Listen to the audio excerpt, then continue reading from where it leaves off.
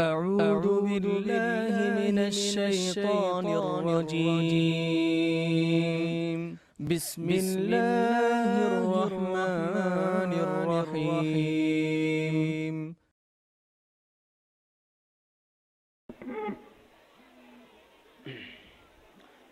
السلام عليكم ورحمة الله وبركاته. الحمد لله رب العالمين والعاقبة للمتقين والصلاة والسلام على أشرف الأنبياء والمرسلين وعلى آله وأصحابه أجمعين ومن تبعهم بإحسان إلى يوم الدين وبعد. فأعوذ بالله السميع العليم من الشيطان الرجيم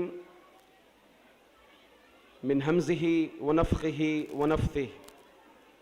قل هل يستوي الذين يعلمون والذين لا يعلمون.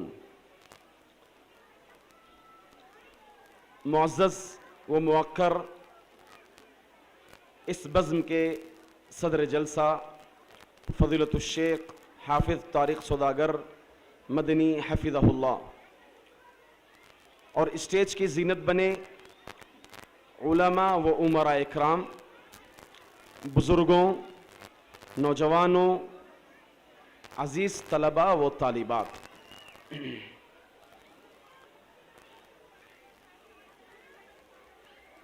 اللہ تعالیٰ نے پہلی آواز، پہلی وحی جو محمد صلی اللہ علیہ وسلم پر نازل کی وہ تعلیم پر مبنی ہے. کہا اقرأ، تو پڑھ. پھر آگے اللہ رب العزت مقصد تعلیم ذکر کر رہا ہے، بسم ربک الذی خلق، یعنی اس رب کے نام سے پڑھ جس نے پیدا کیا. تو معلوم ہوا کہ تعلیم اگر توحید سے خالی ہو تو اس علم کا کوئی مقام نہیں ہے شریعت کی نظر میں. ہمارا ایک بچہ بڑا ڈاکٹر بن جائے، ہماری ایک بچی بڑی ڈاکٹر بن جائے، بڑا انجینئر بن جائے، مگر اس کے پاس رب کی معرفت نہ ہو، توحید کی بنیادی معلومات اس کے پاس نہ ہو، تو رب العالمین کی نظر میں، شریعت کی نظر میں یہ علم کوئی اعتبار نہیں ہے. بس یہ دنیا تک محدود رہے گا، آخرت میں ایسا علم کچھ کام نہیں آئے گا. معزز حاضرین، میں آپ کو بتا دوں کہ اس ہندوستان میں تقریباً 2004 عیسوی میں ہندوستان کی گورنمنٹ نے ایک کمیٹی تشکیل دی، ایک کمیٹی تیار کیا جو سابق صدر راجندر کمار ان کی صدارت میں ایک کمیٹی تیار کیا، یہ معلوم کرنے کے لیے کہ ہندوستان کی اقتصادی، معاشی، سماجی حالات، خاص کر مسلمانوں کے کیا حالات ہیں، یہ جاننے کے لیے ایک تشکیل دی کمیٹی. تو اس کمیٹی نے تقریباً 400 صفحات پر رپورٹ تیار کیا. آج بھی اگر آپ انٹرنیٹ سرچ کریں گے تو وہ رپورٹ آپ کو مل جائے گی. اس رپورٹ میں یہ بات آئی کہ تقریباً 25% مسلمان بچے جن کے ہاتھوں میں قلم ہونا چاہیے، جن کے ہاتھوں میں کتابیں ہونا چاہیے، آج وہ بچے ہوٹلوں میں چائے کے گلاس دھل رہے ہیں. جن کے ہاتھوں میں کتابیں ہونا چاہیے تھا وہ آج بچے گاڑی کے ٹائر کے پنچر فٹ کر رہے ہیں. معزز حاضرین، تو میں کہہ رہا تھا کہ آج ہمارے مسلمانوں کے معاشی حالت، تعلیمی حالت آج یہ حال پر ہے. اسی رپورٹ میں یہ بات بھی ہے کہ آج مسلمان بچے بچیاں تقریباً صرف 3% ایسے ہیں جو علم حاصل کر رہے ہیں مدارس میں. تو سوچئے 97% بچے بچیاں آج مدارس سے دور ہیں. ان مدارس کی بہت زیادہ اہمیت ہے، ان مدارس کی بہت زیادہ فضیلت ہے. آپ دیکھیں کہ اگر یہ مدارس نہ ہوں، یہ مدارس اگر اٹھا دیا جائے، ان مدارس کو اگر ختم کر دیا جائے تو آج ہمارے دین کا دار و مدار پورا بیس جو ٹکا ہوا ہے انہی مدارس پر ہے۔ اگر ان مدارس کو اٹھا دیا جائے تو کوئی نماز جنازہ پڑھانے والا نہیں ملے گا، اگر ان مدارس کو اٹھا دیا جائے تو کوئی بھی نکاح پڑھانے والا نہیں ملے گا، اگر ان مدارس کو اٹھا دیا جائے تو بچے کی پیدائش پر دعا دینے والا اور کان میں اذان دینے والا نہیں ملے گا۔ کان میں اذان دینے کی بات گرچہ مختلف فی مسئلہ ہے، بس میں بات کو آگے بڑھانے کے لیے یہ بات کہی ہے۔ معزز سامعین، حضرت ابو ہریرہ رضی اللہ تعالی عنہ جو کہ معروف و مشہور صحابی ہیں، جو سب سے زیادہ حدیثیں روایت کرنے والے ہیں، نبی کریم صلی اللہ علیہ وسلم کا زمانہ جنہوں نے پایا صرف اور صرف 3 سال کے قریب انہوں نے زمانہ پایا، مگر آپ دیکھیں سب سے زیادہ حدیثیں بیان کرنے والے وہ صحابی ہیں، جبکہ اس کے باوجود دیگر صحابہ اکرام جنہوں نے نبی کریم صلی اللہ علیہ وسلم کے ساتھ 23 سال گزارا، 22 سال گزارا، 21 سال گزارا، ان سے کئی سال زیادہ گزارا، مگر سب سے زیادہ روایتیں بیان کرنے والے حضرت ابو ہریرہ رضی اللہ تعالیٰ عنہ ہیں۔ وہ کیسے؟ وہ مدرسے کے طالب علم ہیں، نبی کریم صلی اللہ علیہ وسلم کے زمانے کا مدرسہ اہل الصفہ جو مسجد النبوی کے اندر تھا، جہاں پر 70 صحابہ اکرام رضوان اللہ علیہم اجمعین علم حاصل کرتے تھے، نبی کریم صلی اللہ علیہ وسلم سے حدیثیں لیتے تھے۔ تو یہ علم کی برکت ہے جس کی وجہ سے حضرت ابو ہریرہ رضی اللہ تعالیٰ عنہ سب سے زیادہ حدیثیں بیان کرتے تھے۔ مدرسے کے طلباء کی فکر نبی کریم صلی اللہ علیہ وسلم کے دور میں دیکھیں، اللہ کے رسول صلی اللہ علیہ وسلم مدرسے میں پڑھنے والے بچے، مدرسے میں پڑھنے والی بچیاں کی کتنی فکر کیا کرتے تھے۔ روایت میں آتا ہے، مائی عائشہ رضی اللہ تعالیٰ عنہ فرماتی ہیں کہ نبی کریم صلی اللہ علیہ وسلم کے پاس جب کوئی بھی غذا پیش کی جاتی، کھانا پیش کیا جاتا، تو نبی کریم صلی اللہ علیہ وسلم پہلے یہ سوال کرتے کہ کیا اہل الصفہ کھائے یا نہیں کھائے، اہل الصفہ کا عشاء ہوا یا نہیں ہوا، ان کا ڈنر ہوا یا نہیں ہوا، ان کا بریک فاسٹ ہوا یا نہیں ہوا۔ نبی کریم صلی اللہ علیہ وسلم سب سے پہلے یہ استفسار کرتے تھے۔ ایک مرتبہ حضرت ابو ہریرہ رضی اللہ تعالیٰ عنہ بیان کرتے ہیں کہ میں سخت بھوک کا مرحلہ تھا، سخت بھوک کا مرحلہ تھا، مدرسے کے طلبہ تھے، اہل الصفہ پڑھتے تھے، یہ ان کا کوئی کام کاج نہیں تھا، مستقل کوئی ذریعہ آمدنی نہیں تھا۔ وہ بیان کرتے ہیں کہ ایک مرتبہ سخت بھوک تھی، بھوک کی بڑی شدت تھی۔ وہ بیان کرتے ہیں کہ میں تلاش کر رہا تھا کوئی نیک آدمی مل جائے ہمارے اہل الصفہ کے کھانے کا بندوبست کر دیں۔ وہ بیان کرتے ہیں کہ میں ایک بھوک کی شدت میں لوگوں کو تلاش کرتے ہوئے راستے پر کھڑا ہو گیا، دیکھا کہ حضرت ابو بکر رضی اللہ تعالیٰ عنہ گزرے، بہانے میں بہانہ سوال کیا، پوچھا، قرآن کی ایک آیت کے تعلق سے پوچھا آپ نے، تاکہ ابو بکر رضی اللہ تعالیٰ عنہ میرا حال سمجھیں کہ میں بھوک سے ہوں، پھر مجھے کھانے کے تعلق سے پوچھے، دعوت دے دیں۔ مگر حضرت ابو ہریرہ رضی اللہ تعالیٰ عنہ ان کی فیلنگ کو، ان کے احساسات کو نہیں سمجھا، جواب دے دیے، پھر آگے بڑھ گئے۔ پھر اس کے بعد حضرت عمر بن الخطاب رضی اللہ تعالیٰ عنہ کا گزر ہوا، حضرت عمر بن الخطاب رضی اللہ تعالیٰ عنہ سے ملاقات ہوئی، حضرت عمر بن الخطاب سے یہی سوال کیا، حضرت عمر بن الخطاب رضی اللہ تعالیٰ عنہ نے بھی نہیں سمجھا، وہ بھی گزر گئے۔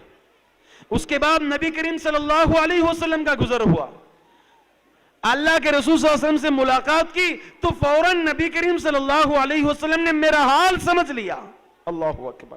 پوچھا، ابو ہریرہ کھانا کھائے ہو؟ کہا نہیں اللہ کے رسول۔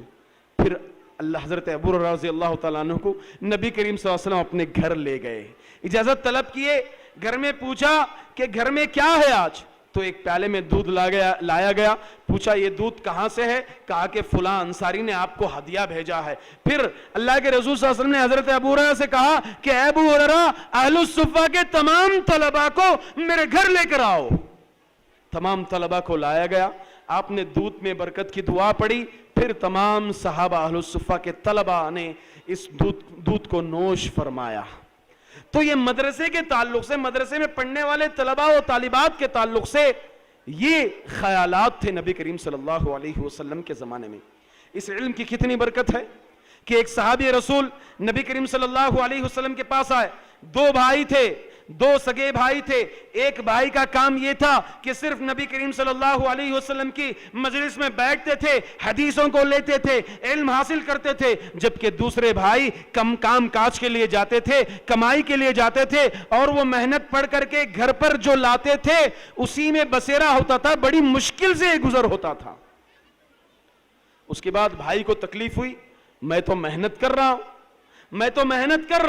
گھر لے کے آ رہا ہوں, اگر دو آدمی مل جائیں, دو بھائی مل جائیں اس محنت میں تو گھر کے اخراجات بہت آسانی سے چلیں گے. نبی کریم صلی اللہ علیہ وسلم کے پاس آ کر کے شکایت کی, نبی کریم صلی اللہ علیہ وسلم کے پاس آ کر کے شکایت کی کہ یہ میرا بھائی میرا ہاتھ نہیں بڑھاتا ہے, مجھے کام کاج میں میرا ہاتھ نہیں بڑھاتا ہے, گھر میں تنگی کا ماحول ہے. تو نبی کریم صلی اللہ علیہ وسلم نے فرمایا لعلک ترزق بہ, کہ شاید جو تمہیں رزق بس ہو رہا ہے, جو کافی ہو رہا ہے, یہ جو علم حاصل کر رہا ہے اسی برکت کی وجہ سے یہ رزق کافی ہو رہا ہے. اللہ اکبر. تو ہمیں آج سوچنے کی ضرورت ہے, ہمیں آج سمجھنے کی ضرورت ہے. آج دیکھیں ہمارے امت مسلمہ کا حال کیا ہے. خود یہ شہر بنگلور جہاں پر ہمارا مدرسہ واقع ہے, بنگلور کے اندر, وہ مدرسے کے اطراف و اکناف کے حالات دیکھ لیں. ابھی قریب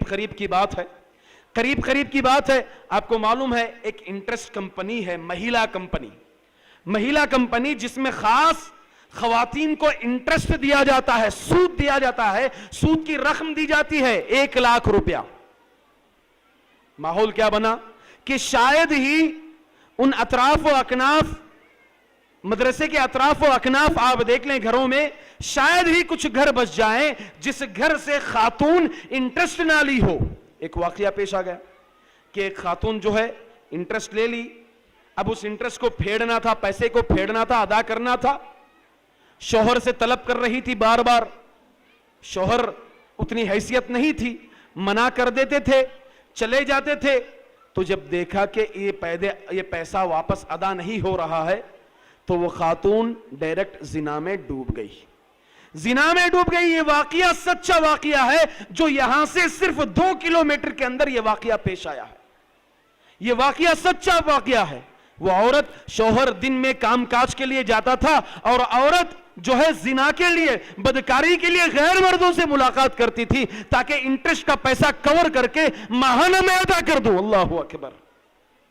شوہر کو جیسے ہی علم ہوا اس عورت کا, تو جیسے ہی علم ہو گیا, معلوم ہو گیا, تفتیش کے لیے جب پوچھ تاچھ ہوئی تو فوراً عورت اپنے کمرے میں گئی اور اپنے آپ کو خودکشی کر لی, جان سے مار لی.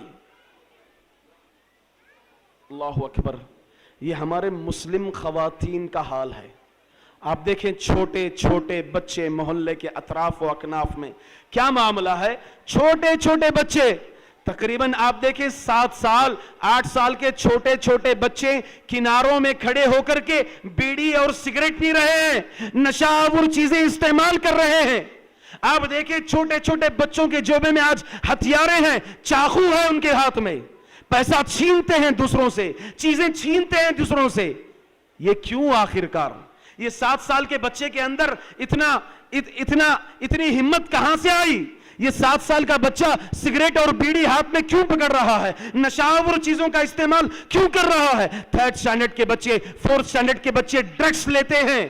یہ تک بھی آج ہمارے محلے میں یہ سب معاملات سننے کو آتے ہیں. ایسا کیوں ہو رہا ہے؟ اگر بات گھوم پلٹ کر کے اگر جائی تو سیدھی سی بات ہے, گھر میں اس بچے کی تربیت نہیں ہوئی.